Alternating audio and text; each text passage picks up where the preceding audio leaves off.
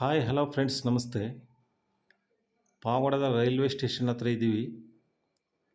ನೋಡಿ railway station ಹೇಗಿದೆ ಅಂತೇಳಿ. ಇದು ಎಕ್ಸಾಕ್ಟಾಗಿ ಎಲ್ಲಿ ಬರುತ್ತೆ ಅಂತಂದರೆ ಪಾವಗಡ ರೊಪ್ಪದಲ್ಲಿರ್ತಕ್ಕಂಥ ರೈಲ್ವೆ ಸ್ಟೇಷನ್ನು. ನೋಡು ಯಾವ ಹಂತದಲ್ಲಿದೆ, ಯಾವ ಹಂತದಲ್ಲಿ ಕಾಮಗಾರಿಕೆ ನಡೀತಾ ಇದೆ ಅನ್ನೋದು ತೋರಿಸ್ತೀನಿ ನೋಡಿ. ನಮ್ಮ ಜನಪ್ರಿಯ ಶಾಸಕರಾದಂಥ ವೆಂಕಟೇಶಣ್ಣವರ ವತಿಯಿಂದ ಅತಿ ಫಾಸ್ಟಾಗಿ ಕೆಲಸ ನಡೀತಾ ಇದೆ. ನಮ್ಮ ಪಾವಗಡ ಜನತೆಯ ಪರವಾಗಿ ಅವರಿಗೆ ಹೃತ್ಪೂರ್ವಕ ಧನ್ಯವಾದಗಳು ನಮ್ಮ ವೆಂಕಟೇಶಣ್ಣ ಅವರಿಗೆ. ಅದೇ ರೀತಿಯಾಗಿ ನೋಡಿ ತೋರಿಸ್ತೀನಿ ನೋಡಿ ಯಾವ ರೀತಿಯಲ್ಲಿ ಈ ಕೆಲಸ ಫಾಸ್ಟಾಗಿ ನಡೀತಾ ಇದೆ ಅಂತೇಳಿ. 2026 ಅಥವಾ 27ಕ್ಕೆ 2025-26ನೇ ಸಾಲಿನಲ್ಲಿ ಖಂಡಿತವಾಗೂ ಟ್ರೈನು ನಮ್ಮ ತಾಲೂಕಿಗೆ ಬಂದೇ ಬರುತ್ತೆ. ಪ್ರತಿಯೊಬ್ಬರಿಗೂ ಆಸೆ ಇರುತ್ತಲ್ಲ, ನಾವೊಂದು ಸಲ ಟ್ರೈನಲ್ಲಿ ಹೋಗಿ ಬರಬೇಕು ಅಂತ.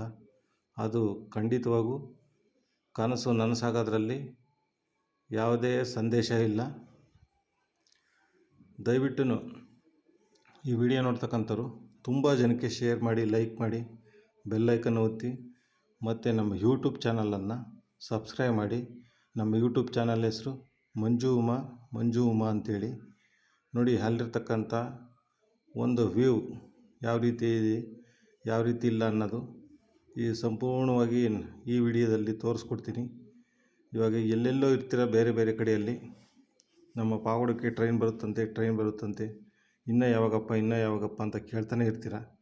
ಆದರೆ ಯಾವ ಹಂತದಲ್ಲಿ ಕೆಲಸ ನಡೀತಿದೆ, ಯಾವ ಹಂತದಲ್ಲಿ ಇದೆ ಅನ್ನೋದು ಈ ವಿಡಿಯೋದಲ್ಲಿ ಸಂಪೂರ್ಣ ಮಾಹಿತಿ ತಿಳಿಸ್ಕೊಡ್ತೀನಿ. ನೋಡಿ, ಕಟ್ಟಡ ನೋಡಿ, ನಿರ್ಮಾಣ ಸಂಪೂರ್ಣವಾಗಿ ಆಗಿದೆ. ಇನ್ನು ಸ್ವಲ್ಪ ಮಾತ್ರ ಬಾಕಿ ಇದೆ ಅಷ್ಟೇ ಕೆಲಸ. ನೋಡಿ ಎಷ್ಟು ಚೆನ್ನಾಗಿ ನಮ್ಮ ಪಾವಗಡದ ರೈಲ್ವೆ ಸ್ಟೇಷನ್ ಹೆಂಗಿದೆ ಅಂತ. ಇನ್ನು ರೈಲು ಬರೋದರಲ್ಲಿ ಸಂದೇಹನೇ ಇಲ್ಲ. ಪಾವಗಡಕ್ಕೆ ರೈಲು ಬಂದರೆ ಪ್ರತಿಯೊಬ್ಬರಿಗೂ ಭಾಳ ಹೆಲ್ಪ್ ಆಗುತ್ತೆ. ತುಂಬ ಇವಾಗ ಬೇರೆ ಕಡೆಗೆ, ಹೊರ ರಾಜ್ಯಗಳಿಗೆ,